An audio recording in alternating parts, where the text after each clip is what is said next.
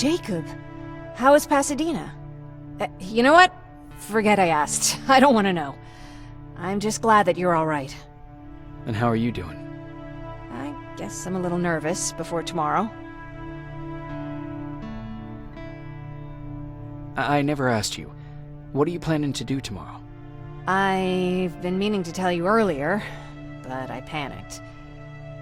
And that's because I decided to go with Ryan. We'll find somewhere safe, away from all this. You have to understand, I need to do what's best for Patrick. I'm his big sis. I need to protect him.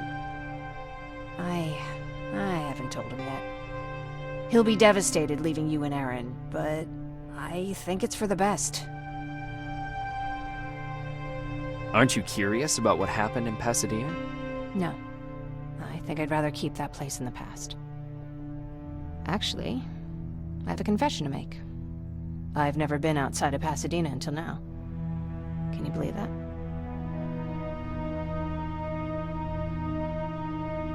That's not surprising. After all, that's where your home is. Where it used to be. Right now I'm going to try someplace new to call home. I did my traveling through pictures and postcards that wanderers brought with them. My favorite had a little flamingo drinking water from a lake on it. Its long red neck curved like a snake. Patrick's mother gave me that postcard. It's funny how I never met my mother, but I was around to see Patrick's leave him.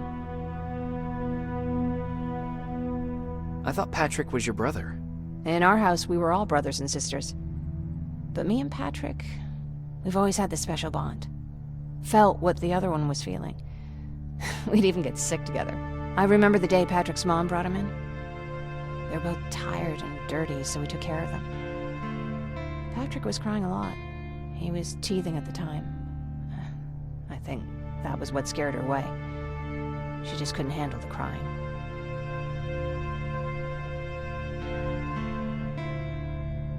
How was she? I loved her. For the time she was with us, I liked to pretend she was my mother, too. After she took off, I was devastated. But my father said, "You need to grow up. You have a brother now." So I burned the postcard. The little red flamingo flew up in flames. And I promised myself I'd never be weak again. But I guess we all need someone we can be weak with sometimes, don't we?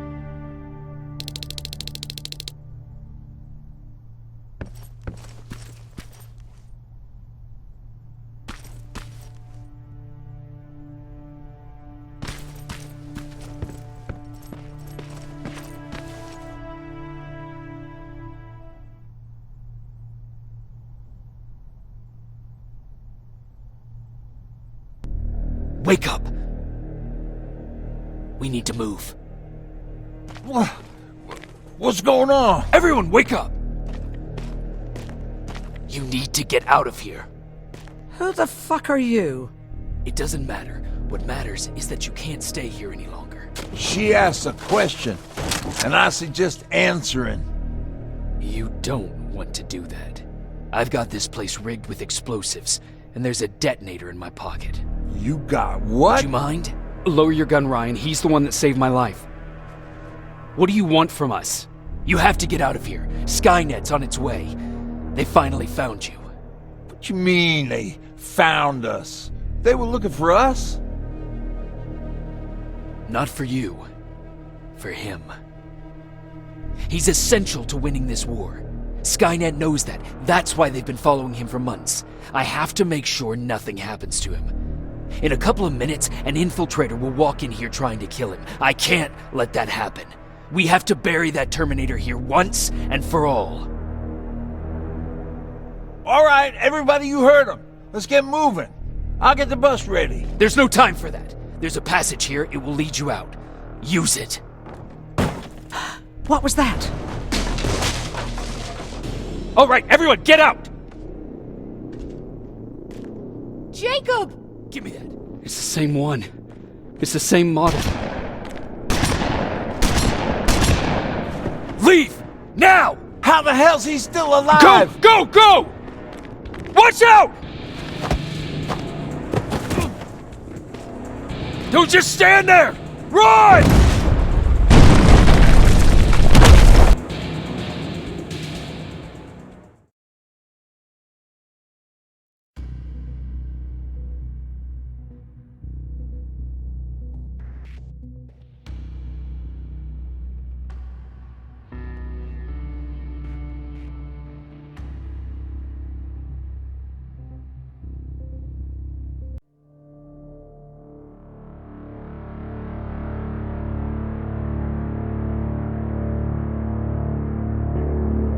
Baron listened to us. She could no longer deny that this infiltrator was a real threat. She decided to take everyone in, on her terms. The shelter was on high alert, but thanks to the intel I gathered in Pasadena, we slowed the advance of the Annihilation Line and gained some time. Just enough to start preparing the counterattack.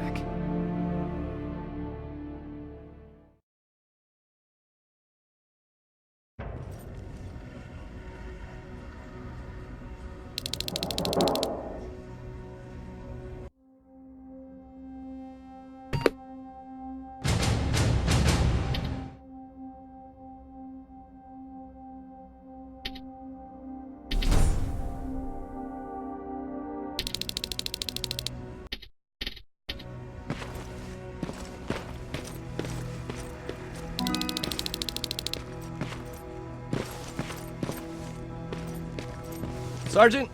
At ease. Well, look at you, Sergeant. When you helped us in Pasadena the other day, I was trying really hard not to panic because you were only a private. Sorry for underestimating you. I guess I should salute or something? How's Patrick? Every day a little better. Aaron says he'll be back on his feet in no time. She's done a great job with him. I wish I could repay her somehow. It just doesn't seem that she needs anything. Getting ready for another scavenging run? No, I just came out here to catch my breath. Baron is giving us the entire evening off, believe it or not. Doesn't sound like her. I need to report to Baron.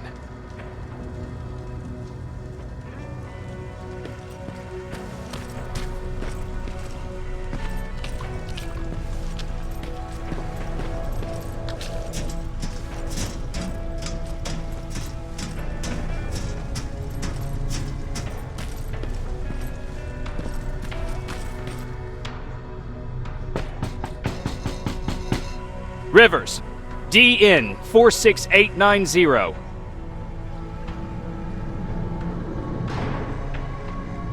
The commander is expecting you in the control room, Sergeant.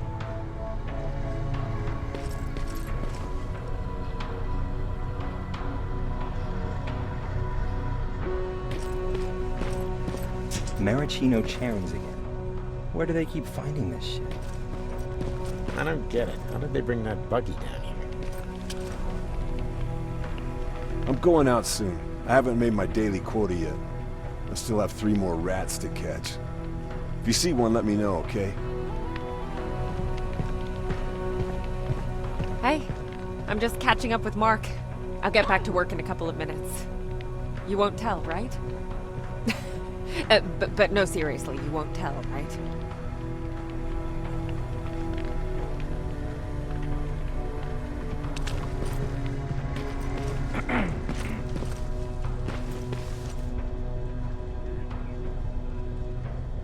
Hey Ryan, how's everything? Exactly as you would imagine. Baron's keeping me busy. They weren't kidding when they said she's a hard ass. What did you hear? A lot of rumors going around of how she's sending insubordinate workers to the front line. And by insubordinate, I mean people who ain't willing to work 18 hours a day. Every day. What happened after you started your camp? Honestly, not that much. At least not in the beginning. When we gave up on the idea of getting in touch with anyone, we just tried to adapt. Temperatures fell, we had to scavenge for food. All of a sudden, that became our life.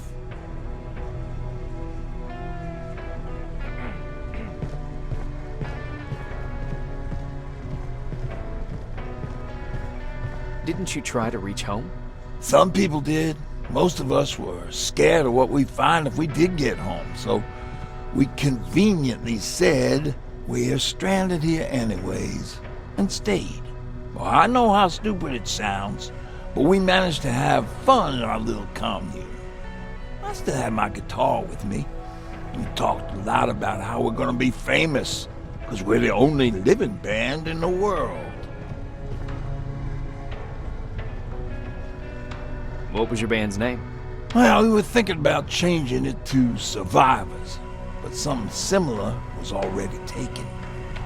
We were just stupid kids, not realizing what was going on. We paid the price for it the first time we saw a tin can. I was tuning my guitar when I heard a strange noise. I found out later that it was a T-400. Must have heard me play. It didn't even have the decency to look scary. Maybe if it did, we wouldn't have just stood there when it started firing.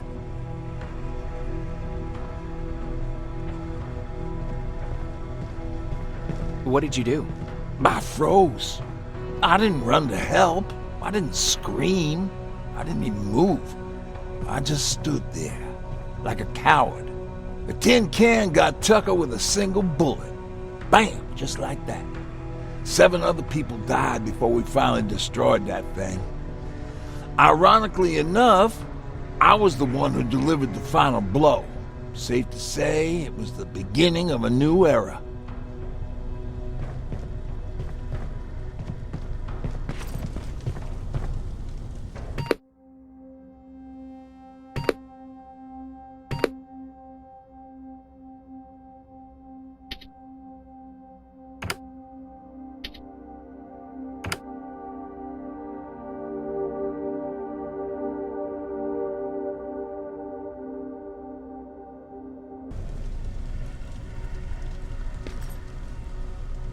Do you need anything?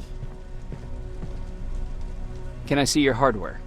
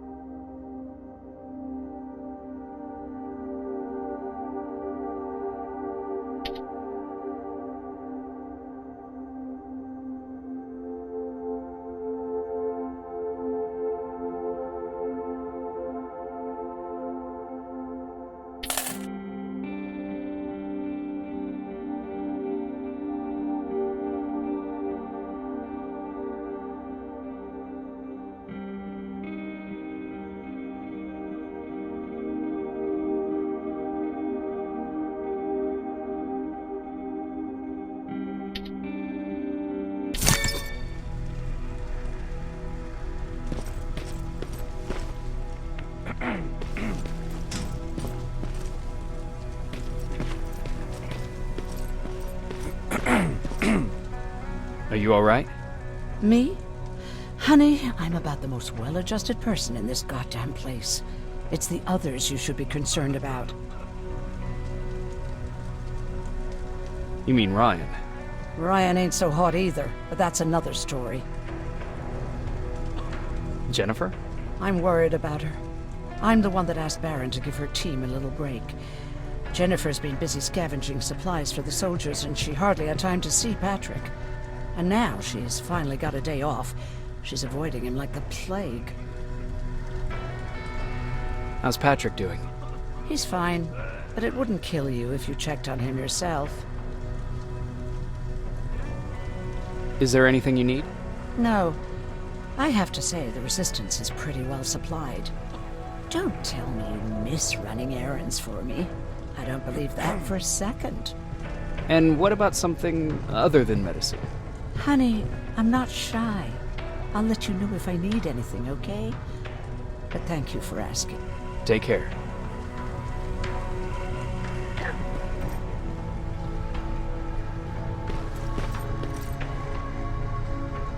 are you doing? Good. Erin's going to let me leave in a couple of days.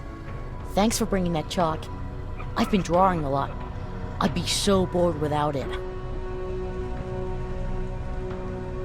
How do you like living in the shelter? There's a lot of people here. I like that. I heard a funny joke yesterday. You want to hear it?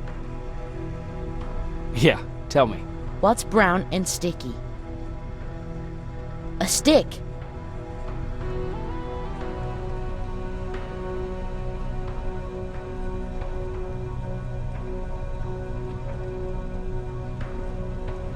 I don't get it.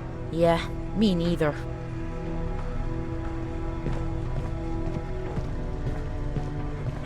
How's Jennifer?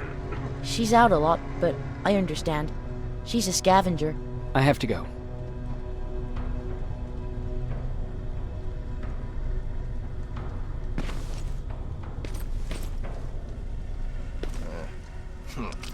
It's getting more and more crowded. Alvin lost his spider scout again.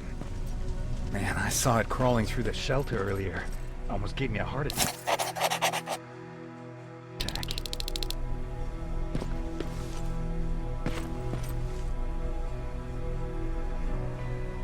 You wanted to see me? You're finally here. Good. I have a special task for you. I want you to head downtown to check on the doctor. Doctor? Alvin. He's out there making sure that our defense systems are working properly. Ever since we went radio silent, I had a small team of trustworthy messengers maintaining communication between our outposts. They haven't returned, so I want you to go downtown and see why that happened. Could be nothing, but Connor doesn't want any hiccups while he's up there in North Division preparing the attack on Skynet's central core. Is there a problem with the radio? The Annihilation Line is within spitting distance of downtown. We suspect that Skynet will be intercepting all transmissions from that location. So for now, we're going radio silent. That's why I need you to go there personally. Central core? Skynet's main reactor, the source of all their power. We shut down the central core, we shut down Skynet. Connor's preparing the attack as we speak.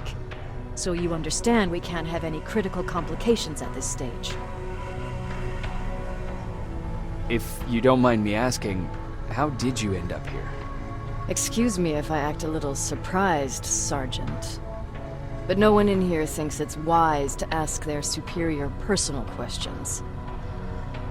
But since you did, I'll humor you. So, how did I get here? The same way you did. I was born, raised, and given a gun. We don't really have a say in what we do we? Or do I assume too much? Was it any different for you? Why do you fight, Sergeant? We don't have a choice. Exactly. We're just going through the motions. Humans were fighting humans since the beginning of time. It just so happens that right now we have a common enemy.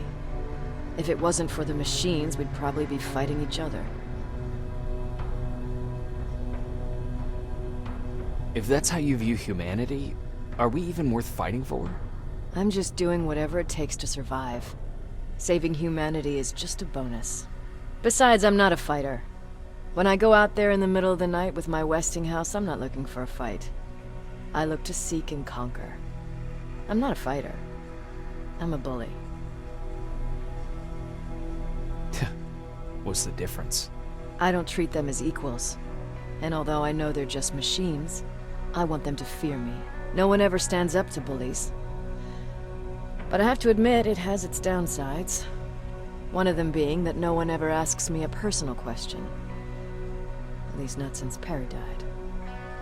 So congratulations, Rivers. Takes guts to stand up to a bully. I guess since your promotion, you got a little more cocky. Good for you.